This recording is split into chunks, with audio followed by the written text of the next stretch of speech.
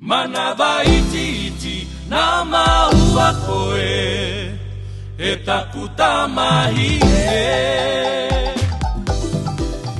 I roto rai tiri tuatou, e rere mena mātou ki Rarotonga. No te imenegi i te tai au putuputua. Ko tōku te rei konei, i arawe o te papa. Te tumu kōrero i roto tātou Polynesian music, koe o ki a papa Noo Pare. Tōku arawe papa no, konei te bowling club, arawe o papa, te tāna porogirogi ki ak, tāna utat, e poe, me wae koe tōa. Horea ke rai e angera te reo ere mai ne. Because I reo te tangata, I'm not a serious guy, but you know, when you tell me, koe te kai koe, no, look, I am a very humble guy. I never take those things here. Ki te tei me ki atu pakatiupo. I am humble about those things. And te pākau ka Aitutaki, e kanga o kutoro to te po. Ai, thank you, Papa. Aru ki o mana, I didn't know it. I didn't know him. I didn't know it. Koe te tai tango keta i roto tā tātou te Polynesian music. I didn't take it serious. Aka me te kia toi e papa o tānei tuku mai tōna mana. And tire time, ko karanga mai ki a koe. One day, a te taira, ārawe a ko ota. Ainangaro te rekoti a koe.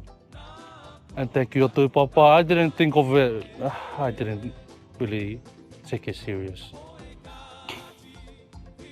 I went on i tō kōranga i Aitutaki.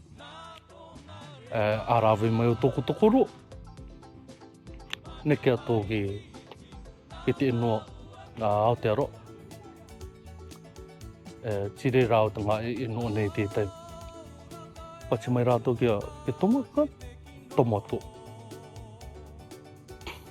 Tōku kite ia e papa. Ia. Poi tire reo te kite e papa. Ai. Are te tangata i tēnei nau.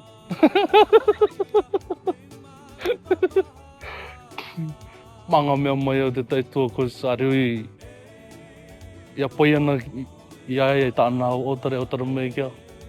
I didn't. I told him, pa, thank you no ti maara mai koe. Thank you no ti maara mai koe, ka rera wā mana kona me te rawa tō tūranga. And I apologize for that. Mataura neo, ngā kōparau neo, e te tū, where I am today, maua tōku tokoro, tā maua anō. E te o mea tānei tauturu i a mao, i roto i tō maua rao. Ko runga i te Savaiki, tō mō ki roto i tēpu. And tā tātou imene a karongorongo ne. O tāko tūranga, tāko au imene, i tāru e ki roto kari, it wasn't supposed to be in there. But te o lawenga takaki a te atua, nā rata mai papa. We were just sitting there. I didn't, me, when you look at the Savaiki, I'm just roaming around. I'm always happy, like I'm not focused on. That was like that. And then he just stopped everything. Tapu e te me katotoa. Amai e. Poe, o koe tā koe nangarogi ere me koe, pai me koe tā au imene. Kare au imene. But no tōku tūa ka mā.